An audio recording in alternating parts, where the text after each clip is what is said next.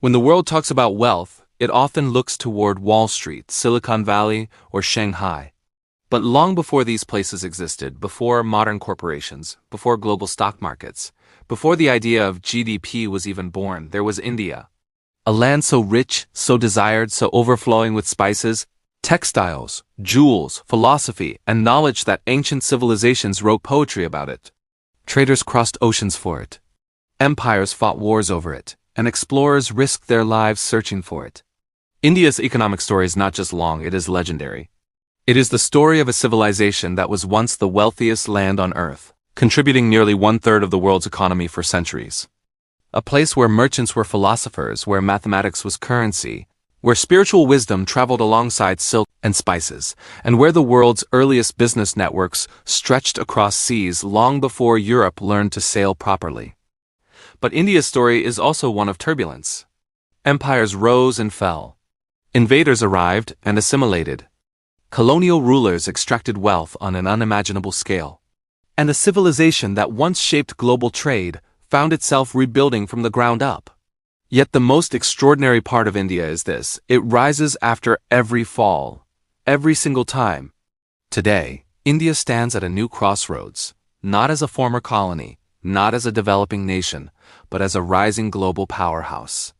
The world's largest democracy, a technology superhub. A nation that produces CEOs for global companies the way some countries produce athletes. A country with a young population, a booming digital economy, and enough creativity, ambition, and chaos to power several civilizations at once. India is not just a country, it is a civilization disguised as a modern nation-state. 1 billion dreams moving in one direction. 1 billion challenges waiting to be solved. 1 billion opportunities ready to explode. And in this episode of Sethtra Civilizations, we explore India not through stereotypes or headlines, but through the forces that truly defined its destiny. Ancient wealth and global trade routes, empires of culture and commerce, colonial extraction and economic collapse, independence and reinvention, the rise of IT, startups, and digital finance. The future of a civilization preparing to become a global leader again. India's journey is not straight, it is a spiral, a cycle of destruction and renewal. A dance between tradition and technology. A symphony where ancient wisdom meets modern ambition. And today, we trace that story from the spice-scented markets of the past to the buzzing tech hubs of Bangalore, Hyderabad, and Mumbai, the places now shaping the world's digital future. So take a deep breath, because India's economic story is not just long, it's alive. It is loud, colorful, complex, spiritual, hilarious, frustrating, and inspiring all at once. A civilization that forces you to think bigger, feel deeper, and question everything you believed about power and progress. Welcome to India, the land that once fed the world's empires and is now preparing to feed the world's future. Part 1. The Past, from the Indus Valley to empires of spice, gold, knowledge, and global trade. To understand India's past is to understand one of the oldest and most complex economic organisms in human history. Long before Europe built its first cathedral, or China unified its first dynasty, India was already running a civilization with cities so advanced that archaeologists still stare at the plumbing systems in disbelief. The ancient Indus Valley civilization, nearly 5,000 years old, had organized streets, drainage, granaries, standardized brick systems, and trade networks reaching Mesopotamia. Meanwhile, other parts of the world were still figuring out how to properly stack stones without them falling. India was not just a land of temples. It was a land of trade routes. Spices from the south, cotton from the west, precious stones from the center, and philosophical ideas from the north flowed like rivers across continents. Cinnamon, pepper, cardamom, and cloves were so valuable that kingdoms risked entire fleets to reach them. Ancient traders didn't shop in India, they invested in India. Wealth poured into ports like Muziris, Lothal, and later Calicut and Surat. Indian merchants were known for two things: high-quality goods, the ability to negotiate with a smile that looked friendly but definitely wasn't losing money. Then came the era of ancient empires, each one leaving its mark not only on politics and culture, but on economic innovation. The Maurya Empire around 300 BCE, Chandragupta Maurya built one of the largest empires of the ancient world. His advisor, Chanaka, wrote the Arthashastra, a text on economics, taxation, trade, markets, diplomacy, and governance that still sounds surprisingly modern. It included concepts like price controls, public finance, trade management, and even economic espionage. India, at this stage, wasn't just powerful, it was economically strategic. The Gupta Empire, the Golden Age, from mathematics to astronomy to metallurgy, the Gupta era produced wealth through knowledge. Zero was invented, decimal system was refined, the concept of infinity developed. Universities like Nalanda attracted global scholars. Imagine a civilization where math wasn't a school punishment, it was a wealth generator. This era expanded India's textile dominance, producing cotton so fine that Roman authors complained their citizens were spending too much money on Indian fabric. The Delhi Sultanate and Mughal Empire, wealth in overdrive. From the 1200s to the 1700s, India reached new economic heights. Under the Mughals, India became the world's richest region, yes, richer than Europe, China, or the Middle East. India produced the world's best textiles, global spice monopolies, diamonds from Golconda mines, architectural masterpieces that attracted foreign trade, agricultural productivity unmatched for centuries.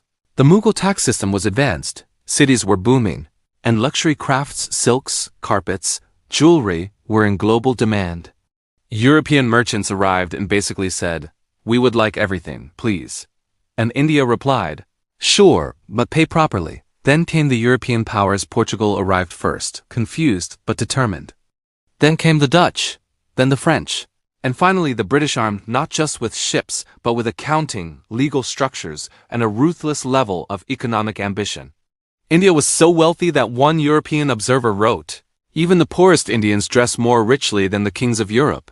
The British East India Company didn't conquer India with force alone, it conquered with contracts, accounting books, credit systems, and an extraordinary talent for turning chaos into opportunity. Over time, trade transformed into control, control into governance, and governance into extraction. Colonial extraction, the wealth drain from 1757 to 1947.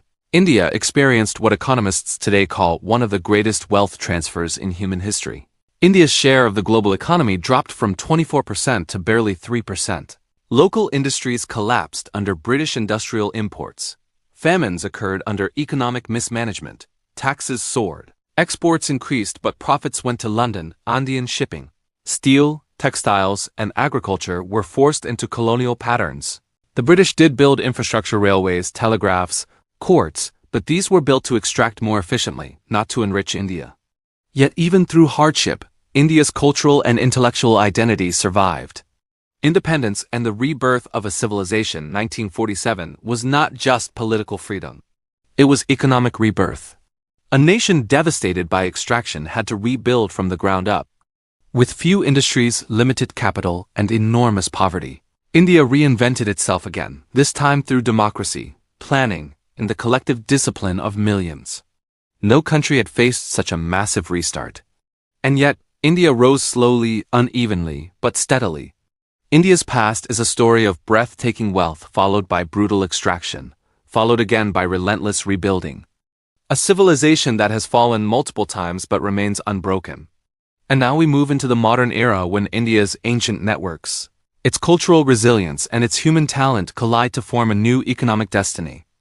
Part 2. The Present. India today. Youth, technology, chaos, creativity, and the fastest rising economy on earth. To understand India today, you must imagine a place where contradictions don't fight, they dance. A country where billion-dollar tech campuses sit beside crowded bazaars, where ancient temples stand next to glass towers, where luxury cars wait at traffic lights beside cows who look bored but spiritually superior. India is messy, loud, unpredictable, overwhelming, and yet, underneath that chaos is one of the most powerful engines of creativity and economic ambition the world has ever seen. Modern India is not just an emerging economy. It is an exploding economy. A nation with the second largest population, the world's youngest workforce, and an energy so intense it feels like the entire country is permanently plugged into a power outlet. India has become the beating heart of global technology. It is home to the world's largest IT hubs: Bangalore, Hyderabad, Chennai, Pune. Indian engineers run Silicon Valley from behind the scenes. Indian CEOs lead some of the world's biggest companies: Google, Microsoft, IBM, Adobe, Nokia, PepsiCo, MasterCard. The world's largest democracy is also becoming the world's most important digital market. If the 20th century was shaped by America's innovation, the 21st century is being shaped by India's participation. But India's rise is not just about technology, it is about scale. When India changes a policy, more people are affected than the entire populations of many continents. When India digitizes payments, it doesn't affect a few million users, it affects 1.4 billion. When India launches a new platform, global companies must adjust. India does not walk into the future quietly. It pushes the door open with billions of hands. The digital revolution, one of the most transformative events in modern economic history, happened in India. The rise of UPI and digital payments. While many countries still struggle to ditch cash, India built a cashless infrastructure so efficient that even street vendors accept QR codes. You can buy vegetables with a smartphone, donate to temples with a tap, and send money instantly without fees.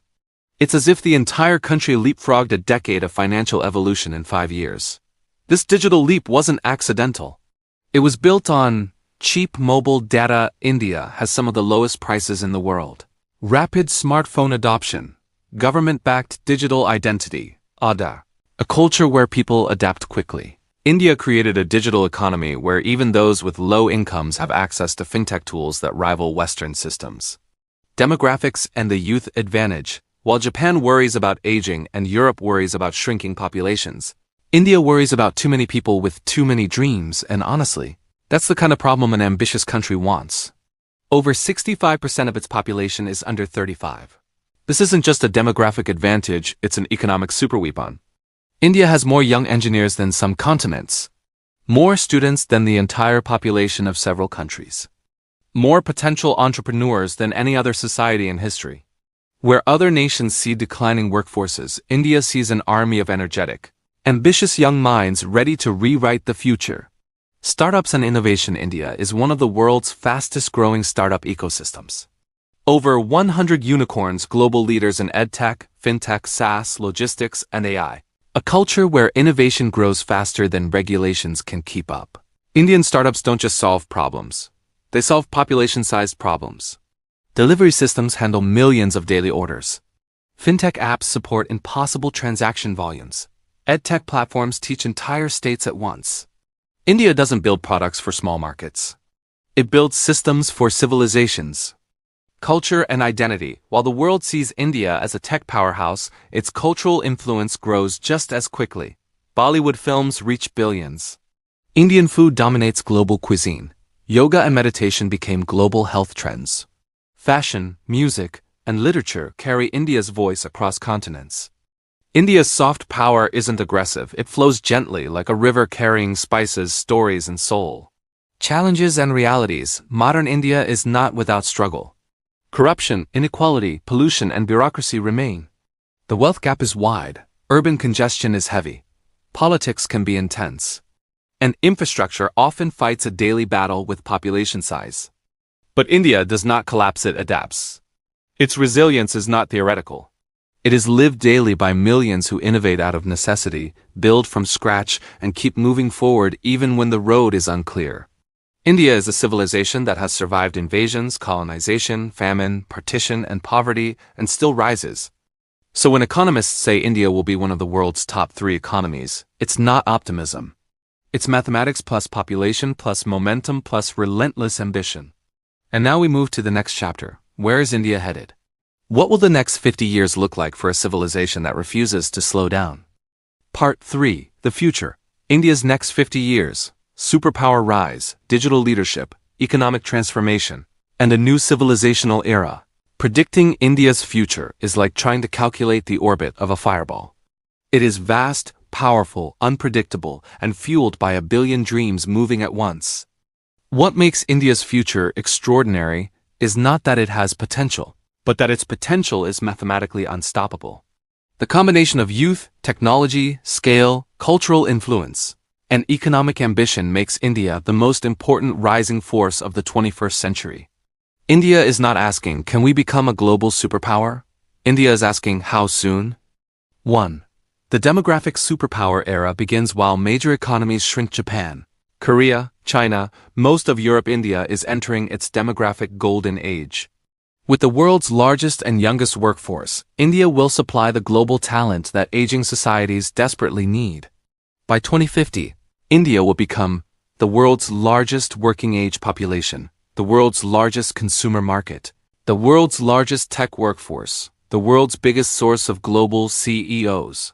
This is not just population, it is productive population, the rarest economic gift of all. 2. India as the digital operating system of the world. India is building something unprecedented, a national digital stack so advanced, so efficient, and so scalable that global institutions are studying it like it's a newly discovered superweapon. UPI, digital identity, Aadhaar, unified databases, fintech innovation, automated taxation, and low-cost digital infrastructure create the blueprint for the world's first truly cashless civilization.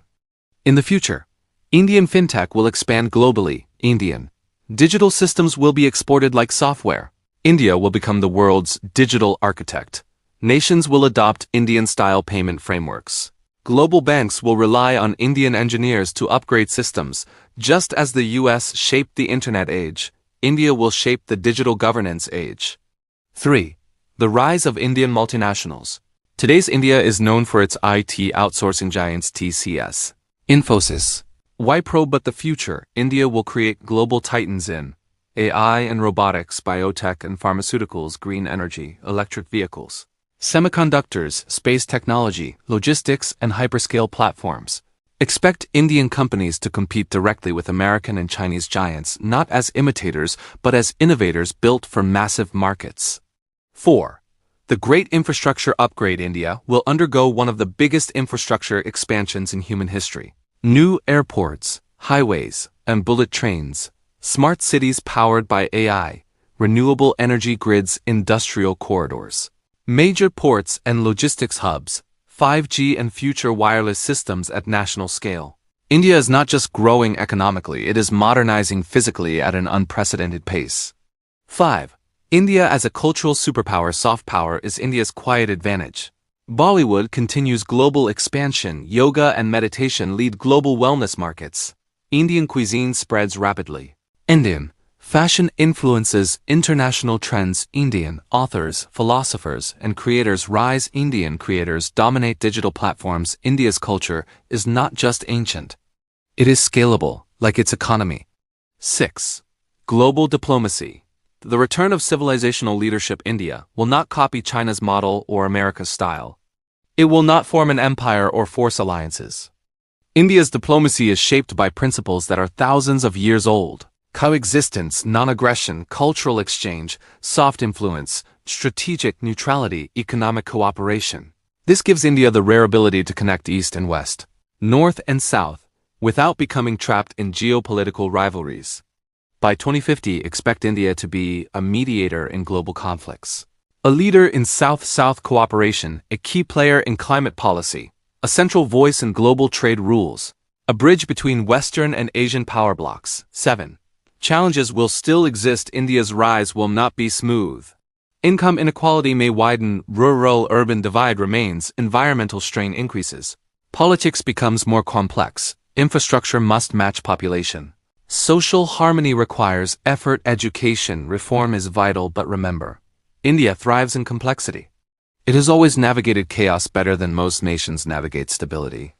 The future India in one line.